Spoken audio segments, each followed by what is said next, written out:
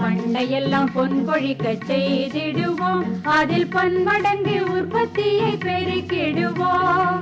பண்டையெல்லாம் பொன் கொழிக்க செய்திடுவோம், அதில் பன்மடங்கு உற்பத்தியை பெருக்கிடுவோம்.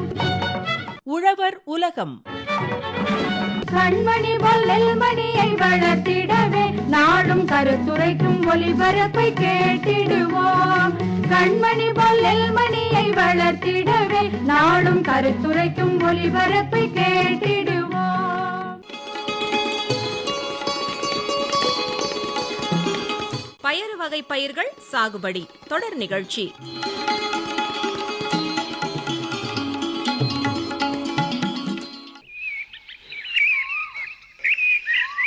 என்ன வள்ளி, உன்னை 2-3 நாளா பார்க்கவே முடியலையே. பார்க்க முடியலையா? நான் எங்க போனேன்? இங்கதானே இருக்கேன். அப்படின்னா உன்கிட்ட இருந்து ஏன் எந்த தகவலும் வரல? தகவலா? என்ன தகவலை கேக்குற?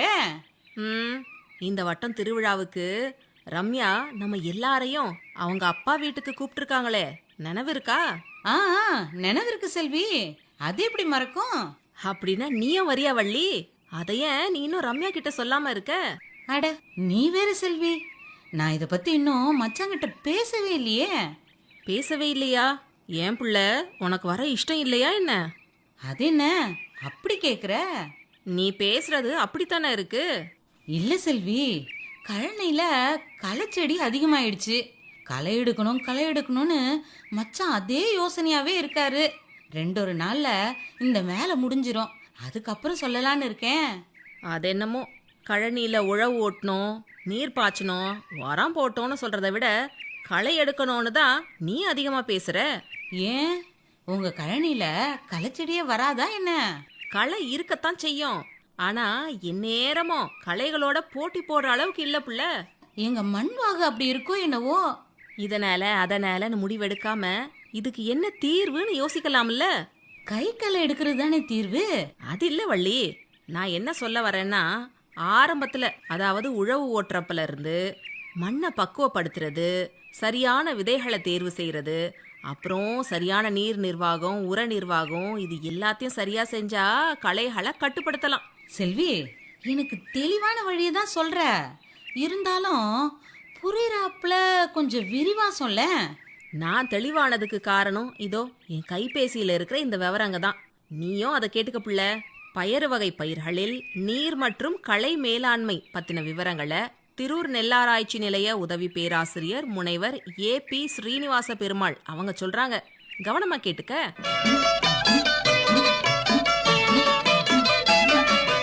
பயிர் வகை பயிர்கள் பார்த்தீங்கன்னா தானியங்களுக்கு அடுத்தபடியாக மிகவும் முக்கியமான பயிராக உள்ளது.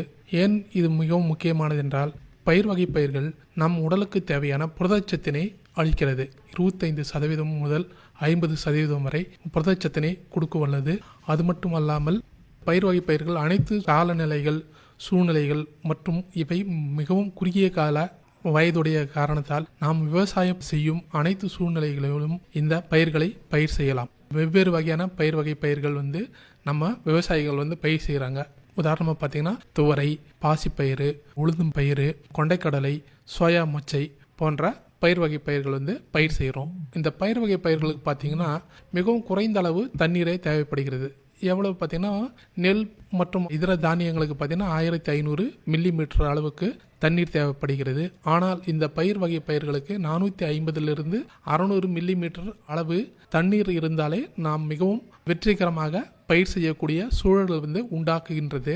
துவரம் பருப்பு எடுத்துக்கொண்டீர்களால் விதைத்த உடனே நாம் ஒரு தண்ணீர் கொடுக்க வேண்டும். இந்த தண்ணீரானது உயிர் தண்ணீர் என்று கூறுவோம். இந்த தண்ணீரானது விதைத்த 3 to 5 நாட்களுக்குள் கொடுத்தாக வேண்டும். பிறகு நீர் கிடைக்கும் பட்சத்தில் 15 நாட்களுக்கு ஒரு முறை அல்லது மண்ணின் தன்மைக்கு ஏற்றவாறு நாம் நீர் பாய்ச்ச வேண்டும். களிமண் என்றால் 1 வாரத்துக்கு ஒரு முறையும், மணல் பாங்கான நிலம் என்றால் 4 நாட்களுக்கு ஒரு முறையும் தண்ணீர் பாய்ச்ச வேண்டும். இந்த முறை பாசும்போது பார்த்தீங்கன்னா உங்களுக்கு தேவையான அளவு விளைச்சல் கிடைக்கக்கூடிய தன்மை கிடைக்குது. அது மட்டும் இல்லாத பார்த்தீங்கன்னா, இந்த துவரையை பார்த்தீங்கன்னா பூக்கும் பருவம் மற்றும் காய்க்கும் பருவத்தில் தண்ணீர் பாய்ச்சுவது மிகவும் இன்றியமையாத ஒன்றாக கருதப்படுகிறது. இந்த பருவத்தில் நாம் தண்ணீர் பாய்ச்சவில்லை என்றால் உங்களுக்கு அதிக அளவிலான விளைச்சல் பாதிக்கக்கூடிய நிலைமை ஏற்படுகிறது. நாம் மானாவாரியாக பயிர் செய்கின்றோம் என்றால் பூக்கும் பருவத்தில் அல்லது காய் பிடிக்கும் பருவத்தில் தண்ணீர் பாய்ச்சவில்லை என்றால் பொட்டாசியம் குளோரைடு 2% தெளிக்க வேண்டும். அல்லது ரீஃப் என்கின்ற ஒரு ரசாயனத்தை நாம் இந்த பருவத்தில் தெளிப்போம் என்றால் நம்மளுக்கு வறட்சியை தாங்கி வளரக்கூடிய தன்மை பயிர்களுக்கு ஏற்படுத்துகிறது. அது மட்டும் இல்லாது பார்த்திங்கன்னா, இப்போ வரக்கூடிய காலங்களில் நீர் மேலாண்மை மிக மிக முக்கியமான ஒன்றாக கருதப்படுகிறது. நாம் சாதாரணமாக பாசும் நீர் முறையை விட சொட்டு நீர் பாசனம் மற்றும் தெளிப்பு நீர் பாசனம் பண்ணும்போது பார்த்தீர்களால் உங்களுக்கு நீர் மிகவும் சேமித்து வைக்கக்கூடிய தன்மை ஏற்படுகிறது.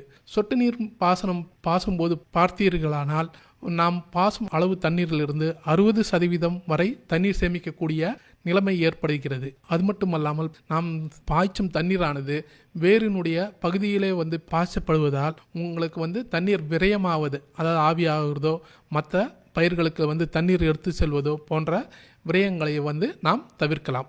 இந்த சொட்டு நீர் பாசனத்தை தற்பொழுது அனைத்து விவசாயிகளும் பயன்படுத்தி வருகின்றனர். இது மட்டும் இல்லாது இந்த தெளிப்பு நீர் பாசனமானது பார்த்திங்கன்னா உங்களோட இலையோட மேற்பகுதியிலே தெளிப்பு நீர் பாசனத்தை நம்ம பாய்ச்ச முடியும். இதை மாதிரி பாசும்போது பார்த்திங்கன்னா நம்ம இலையில் நீர் ஆவியாவதை தடுக்க முடியுது. அது மட்டும் இல்லை, பார்த்திங்கன்னா நாம் பாய்ச்சும் தண்ணீரானது மிகவும் உபயோகமான முறையில் பயிர்கள் எடுத்துக்கூடிய தன்மை ஏற்படுத்துகிறது.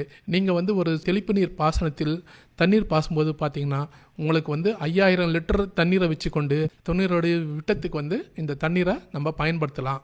இவ்வாறாக நம்ம சொட்டு நீர் பாசனம் தெளிப்பு நீர் பாசும்போது பார்த்திங்கன்னா நம்மளுக்கு உப்பு தண்ணீரே இருந்தாலும் பார்த்திங்கன்னா நம் நீர் பாசனத்துக்கு இந்த தண்ணீரை உபயோகப்படுத்தி கொள்ளலாம். அது மட்டும் இல்லாது பார்த்திங்கன்னா இடுகின்ற உரங்களை இந்த தெளிப்பு நீர் பாசனம் அல்லது சொட்டு நீர் பாசனங்கள் வழியாக இடலாம். இவ்வாறு இடும்போது பார்த்திங்கன்னா உரங்கள் வீணாவது தவிர்க்கப்படுகிறது.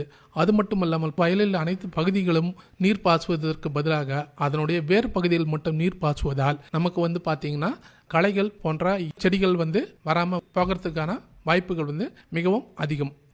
இவ்வாறாக நாம் பயிர் வகை பயிர்கள் உளுந்து, பச்சை பயிறு, சோயா போன்ற பயிர்களுக்கு நீரை மிகவும் எளிமையான முறையிலும் மற்றும் உபயோக முறைகளை நம்ம பயன்படுத்தலாம். அடுத்ததாக பார்த்தீங்கன்னா களை மேலாண்மை. பயிர் வகை பயிர்களில் முளைக்கும் தருவாயில் மிகவும் நிதானமாக முளைக்கிறது. அதனால் பார்த்தீங்கன்னா அதில் அதிகப்படியான களைகள் வருவதற்கான சாத்தியக்கூறுகள் உள்ளது. களைகள் பார்த்தீங்கன்னா நாம் பயிர் செய்யும் பயிர்களுடன் போட்டி போட்டுக்கொண்டு இடுபொருள்களாகிய நீர் மற்றும் உரத்தினை எடுத்துக்கொள்வது மட்டும் இல்லாமல் இந்த களைகள் பார்த்தீங்கன்னா இதர பூச்சிகள், நோய்கள் வருவதற்கு ஏதுவாக உள்ளது. ஆகையால் இந்த களைகளை நாம் கட்டுப்படுத்துவது மிக மிக அவசியமாக ஒன்றாக உள்ளது. பயிர் வகை பயிர்களில் புல்வகை களைகள், அகன்ற இலை களைகள் மற்றும் கோரை வகை களைகள் இருக்கின்றது. இந்த களைகளை நம்ம சிறந்த முறையில் கட்டுப்படுத்தணும். கட்டுப்படுத்தாட்டி பார்த்தீங்கன்னா அதிக அளவுகளை விளைச்சல் பாதிக்கக்கூடிய தன்மை ஏற்படுத்தும். குறைஞ்சது பார்த்தீங்கன்னா 60-70 விழுக்காடு வரை விளைச்சல் பாதிப்பதற்கு சாத்தியம் உள்ளது. களைகளை 2 முறைகளை கட்டுப்படுத்தலாம். ஒன்று பார்த்தீங்கன்னா பயிர் செய்வதற்கு முன், ஆனது பார்த்தீங்கன்னா பயிர் செய்வதற்கு பின். பயிர் செய்வதற்கு முன் எவ்வாறு கட்டுப்படுத்தலாம் என்றால் கோடை உழவு உழுதல். கோடை உழவு உழும்போது பார்த்தீங்கன்னா நிலத்தில் உள்ள அதனுடைய விதைகள் மற்றும் கோரைக்கிழங்கு போன்றவை வெப்பத்தில் காயும் போது அவை இறந்து விடுகின்றன. அது மட்டும் இல்லாமல் பார்த்தீங்கன்னா நம்ம நிலத்தில் உள்ள நூற்புழுக்கள் போன்றவை இறந்து விடுகிறது. இந்த முறையான களை கட்டுப்பாடு பார்த்தீங்கன்னா நம்ம பயிர் செய்வதற்கு முன்னாடி பண்ணலாம். அல்லது பார்த்தீங்கன்னா நம்ம பயிர் செய்வதற்கு முன்னால் உள்ள களைகளை கட்டுப்படுத்துறதுக்கு களைக்கொல்லிகளை உபயோகப்படுத்தி விட்டு 30 முதல் 40 நாட்கள் கழித்து பயிர் வகை பயிர்களை பயிர் செய்யலாம். இதன் மூலம் கட்டுப்படுத்தும் போது நாம் விதைக்கும் விதையானது களைகள் இல்லாத சூழ்நிலையில் முளைக்கின்றது. இது பயிர் செய்வதற்கு முன்னால். பயிர் செய்த பிறகு பயிர் வகை களைகளை களைக்கொல்லி கொண்டும் ஆட்களை கொண்டும் நாம் கட்டுப்படுத்தலாம். முதல்ல பார்த்தீங்கன்னா நம்ம துவரை போன்ற பயிர் வகை பயிர்களில் பார்த்தீங்கன்னா களைக்கொல்லியை நம்ம விதைத்த 3-5 நாட்களுக்குள் அடிக்க வேண்டும். பெண்டிமெத்திலின் என்கின்ற களைக்கொல்லிகளை 3.3 லிட்டர் 500 லிட்டர் தண்ணீருடன் கைத்தெளிப்பான் வைத்து தெளிக்க வேண்டும். இவ்வாறு கைத்தெளிப்பான் வைத்து தெளிக்கும் போது இதனுடைய முனையில் விசிறி நாசில் கொண்டு உபயோகிக்க வேண்டும். ஏனெனில் விசிறி நாசில் உபயோகிக்க வேண்டுமென்றால் நாம் தெளிக்கும் களைக்கொல்லியானது களைகள் மீது நன்றாக படர்ந்து களைகளை நல்ல முறையில் கட்டுப்படுத்தும். இவ்வகையான களைகளை பார்த்தீங்கன்னா களை வருவதற்கு முன்னால் களைக்கொல்லி அடித்த பிறகு 15 முதல் 20 நாட்கள் கழித்து ஒரு கை களை எடுக்க வேண்டும். இவ்வாறாக நாம் ஆட்கள் இருக்கும் பட்சத்தில் முதல் கைக்களையை 15 20 நாட்களும், இரண்டாவது கைக்களையை 25 35 நாட்களும் நாம் கட்டுப்படுத்தலாம். அடுத்ததாக பச்சை பயிறு மற்றும் உளுந்து போன்ற பயிர் வகை பயிர்களுக்கு வெவ்வேறு வகையான களைக்கொல்லிகள் சந்தையில் கிடைக்கிறது. முதலாவது பெண்டிமெத்திலின் என்ற களைக்கொல்லியை 3.3 லிட்டர் என்ற அளவுக்கு 500 லிட்டர் தண்ணீருடன் அடிக்கலாம். பிறகு நம் வயலில் அதிக அளவு புல் வகை களைகளோ அல்லது அகன்ற இலை களைகளோ இருந்தால் இமாசித்தப்பர் மற்றும் குசேலெப் ஈத்தல் என்ற களைக்கொல்லிகளை சரி விகிதத்தில், அதாவது 400 ml 400 ml என்ற விகிதத்தில் தெளிப்பானுடன் கலந்து அடிக்கலாம். இவ்வாறாக நம்ம களைகளை கட்டுப்படுத்தும் போது வயலில் நல்ல விளைச்சலை அடையலாம். இது மட்டும் இல்லாத பார்த்தீங்கன்னா, தமிழ்நாடு பொறுத்த மட்டும் நம்ம காவேரி டெல்டாவில் நெல் தரிசு உளுந்து பயிர் செய்யப்படுகிறது. இந்த நெல் தரிசு உளுந்து எதற்காக பயன்படுத்துகிறார்கள் என்றால், முந்தைய பயிர் செய்யும் பயிரில் உள்ள நீரையும் ஊட்டச்சத்தையும் பயன்படுத்துவதற்காக உபயோகிக்கிறார்கள். நெல் தரிசு காவேரி டெல்டா மாவட்டங்களான தஞ்சாவூர், திருச்சி, திருவாரூர், நாகப்பட்டினம் மற்றும் கடலூர் போன்ற மாவட்டங்களில் இதனை பயிர் செய்கிறார்கள். ஜனவரி மாதத்தில் சம்பா பருவ அறுவடைக்கு 10 நாட்களுக்கு முன்பாக இந்த நெல் தரிசு உளுந்து பயிர் செய்யப்படுகிறது. சம்பா நெல் அறுவடைக்கு முன் இந்த நெல் தரிசு உளுந்தை நிலத்தில் விதைத்து விடுவார்கள். விதைக்கும் தருவாயில் வயலில் தண்ணீர் இல்லை என்றால் தண்ணீர் பாய்ச்ச வேண்டும், அல்லது நாம் விதைக்கும் பருவத்தில் மெழுகு பதத்தில் நிலம் இருக்க வேண்டும். இவ்வாறாக இருக்கும் பட்சத்தில் நாம் இந்த உளுந்து அல்லது பாசிப்பயிறு போன்ற பயிர் வகைகளை பயிர் செய்யலாம். இதில் களைகள் ஏதாவது இருந்தால் பெண்டிமெத்திலின் அல்லது இமாசித்தப்பர் போன்ற களைக்கொல்லிகளை அடித்து நாம் களைகளை கட்டுப்படுத்தலாம். நெல் தரிசு உளுந்து விதைக்க முடியவில்லை என்றால் அறுவடை செய்த பிறகு வரிசையில் உளுந்தினை விதைத்து பயிர் செய்யும் போது களை மற்றும் நீர் நிர்வாகம் முறைகளை பயன்படுத்தி அதிக அளவு லாபத்தை பெறலாம். என்ன வள்ளி, திரூர் நெல்லாராய்ச்சி நிலைய உதவி பேராசிரியர் முனைவர் AP ஸ்ரீனிவாச பெருமாள் அவங்க பயறு வகை பயிர்களில் நீர் மற்றும் களை மேலாண்மை பத்தி எம்புட்டு விவரங்களை அருமையா எடுத்து சொன்னாங்க. அம்புட்டையும் கேட்டுக்கிட்டதானே? அத்தனை விவரங்களையும் கேட்டுக்கிட்டேனே. பயிறு வகை பயிர்கள் வறட்சியை தாங்கி வளர கடைபிடிக்க வேண்டிய வழிமுறைய தெளிவால எடுத்து சொன்னாங்க. அதோட பயிருக்கு எந்தெந்த பருவத்துல எப்படி சரியா நீர்ப்பாசனம் செய்யணும்னு எனக்கு நல்லாவே புரிய வச்சுட்டாங்க. சொட்டு நீர் பாசனம், தெளிப்பு நீர் பாசனம் இதையெல்லாம் பயன்படுத்துறதோட பயன்கள் என்னென்ன இருக்கு பாத்தியா? நீ சொல்றதும் சரிதான். இனியும் காலதாமதம் செய்யாம நாங்களும் சொட்டு நீர் பாசனம் போட்டுடணும். குறிப்பா பயிர் செய்யறதுக்கு முன்னோ பயிரிட்ட பின்னோ களைகளை கட்டுப்படுத்துற முறைகளை எடுத்து சொன்னாங்களே, அத கவனிச்சியா? கவனமா கேட்டுக்கிட்டேன் செல்வி. இந்த முறைகளை சரியா கடைபிடிச்சா களைகளை நல்லாவே கட்டுப்படுத்தி மகசூலை அதிகமா எடுக்கலான்னு தெளிவா இல்ல இப்ப புரிஞ்சுக்கிட்டேன். அப்படின்னா இப்போ உனக்கு தெளிவு கிடைச்சிருச்சுன்னு சொல்லு. பிறகு இந்த தகவல்களை மச்சானோட கலந்து பேசி இனி வரும் நாட்கள்ல எங்க கழனில களைகளை கட்டுப்படுத்தி உழைப்புக்கேத்த மகசூலை எடுத்துடணும்.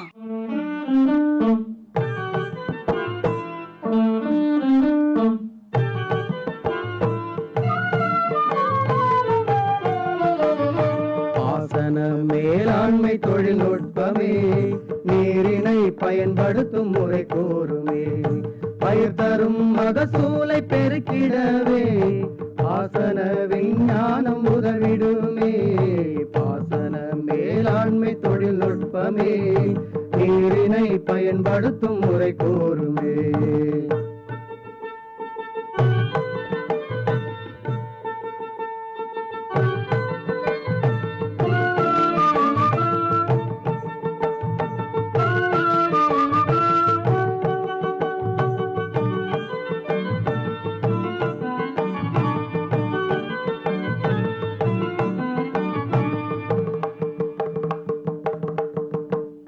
மழை தரும் மேகங்கள் உருவாகவே நிழல் தரும் மரங்களை நட வேண்டுமே. மழை தரும் மேகங்கள் உருவாகவே நிழல் தரும் மரங்களை நட வேண்டுமே. தழனியில் கோடையிலும் உழவு செய்து காக்கணும் மண் வளத்தை எந்நாளுமே. தழனியில் கோடையிலும் உழவு செய்து காக்கணும் மண் வளத்தை எந்நாளுமே. வளரும் பயிர் காக்க தேவையறிந்து மண்ணின் வகை பார்த்து நீர் பாய்ச்சுவோம். வளரும் பயிர் காக்க தேவை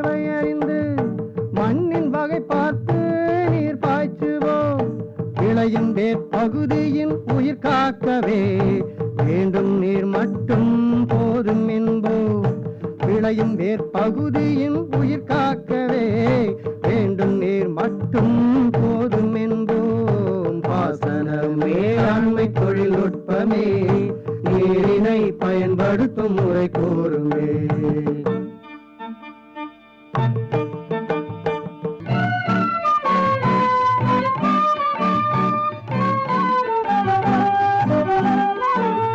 நெல்லின் நீராழம் 2 அங்குலம் நிலத்தை சமன் செய்து நீர் நிறுத்துவோம். நெல்லின் நீராழம் 2 அங்குலம் நிலத்தை சமன் செய்து நீர் நிறுத்துவோம். பயிர் எதுவானாலும் நிலையறிந்தே பாசனத்தை பாங்காக அளித்திடுவோம். பயிர் எதுவானாலும் நிலையறிந்தே பாசனத்தை பாங்காக அளித்திடுவோம்.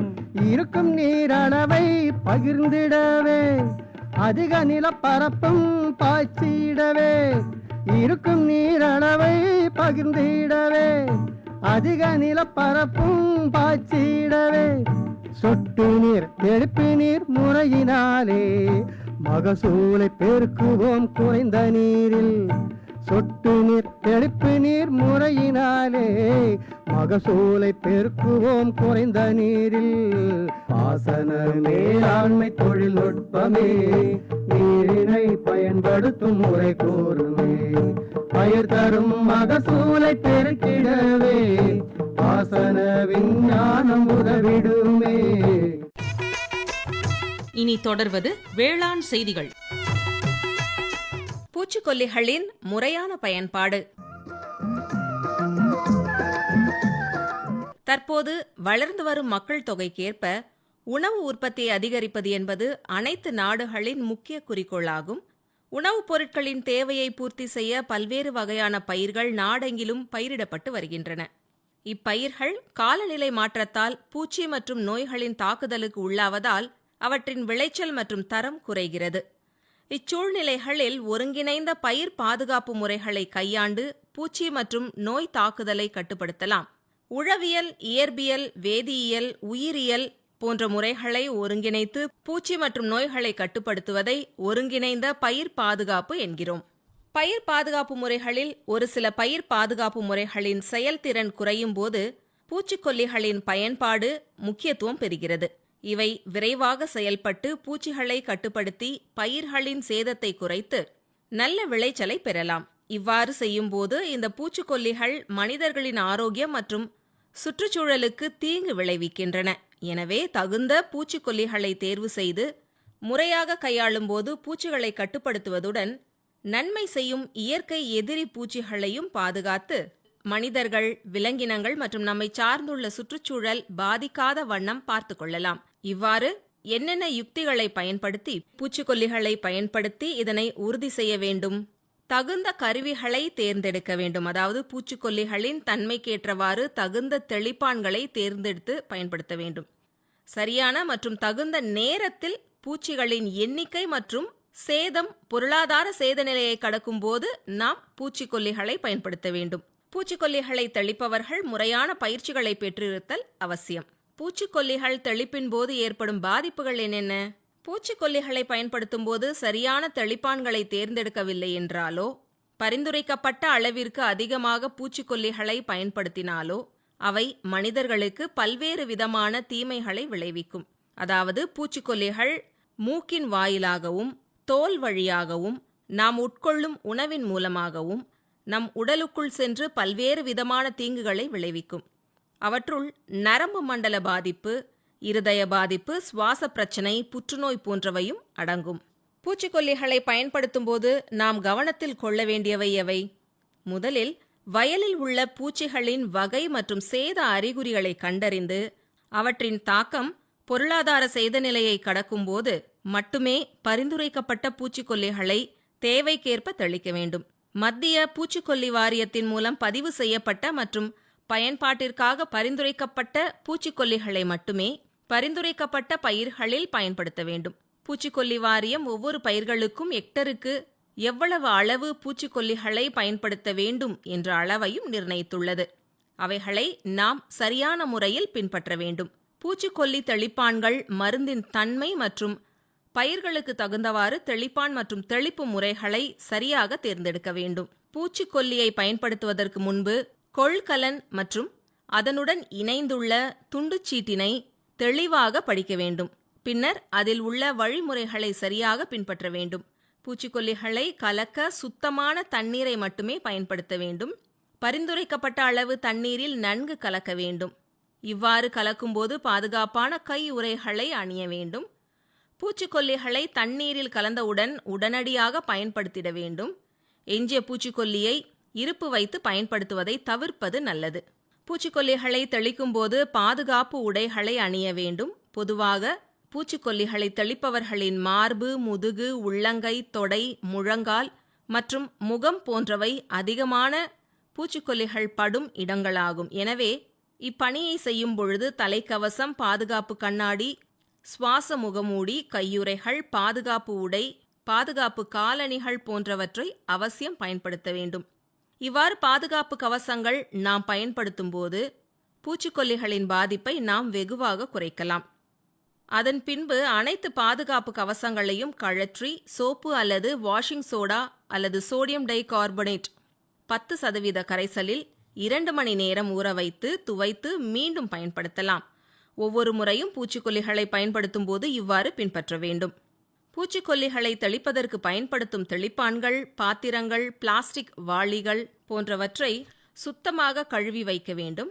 பூச்சிக்கொல்லி தெளித்த வயல்களில் கால்நடைகளின் நடமாட்டம் இல்லாமல் பார்த்து கொள்ள வேண்டும்.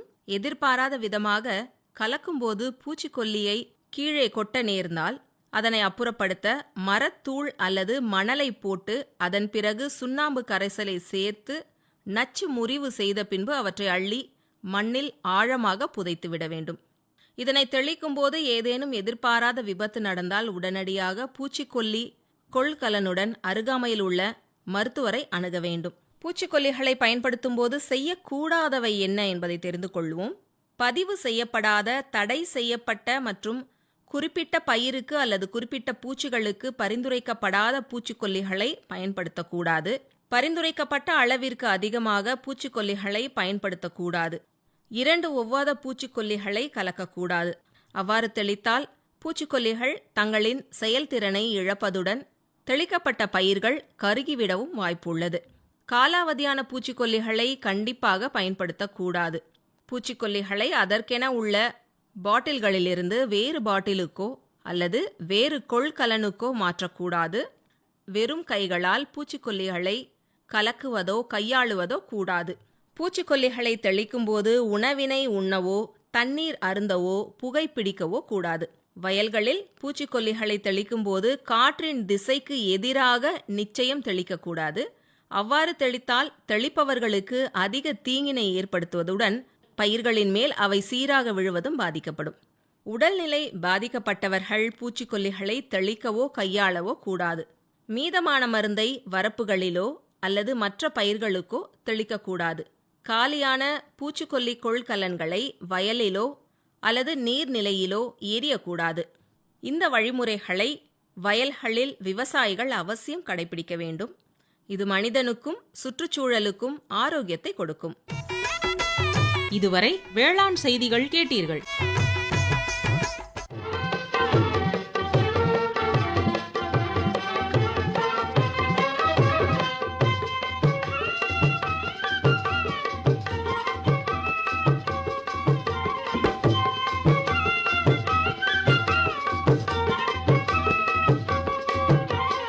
உரத்தை போட்டு பயிர் வளர்க்கணும், நாம உற்பத்தியை பெருக வைக்கணும்.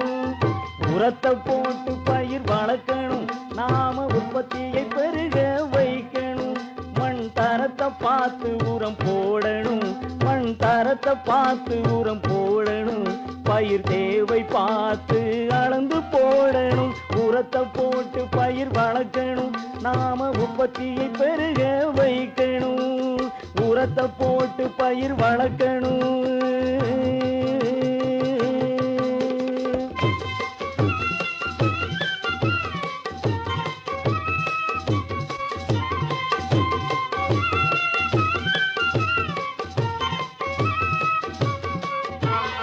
கலவை உரம் பண்ணை உரம் எல்லாம் கடைசி உழவில் போட்டு வைக்கலாம். கலவை உரம் பண்ணை உரம் எல்லாம் கடைசி உழவில் போட்டு வைக்கலாம். ரசாயன உரங்களை எல்லாம் நேரம் பார்த்து தூவி வைக்கலாம். ரசாயன உரங்களை எல்லாம் நேரம் பார்த்து தூவி வைக்கலாம். உரத்தை போட்டு பயிர் வளர்க்கணும், நாம உற்பத்தியை பெருக வைக்கணும். உரத்தை போட்டு பயிர் வளர்க்கணும்.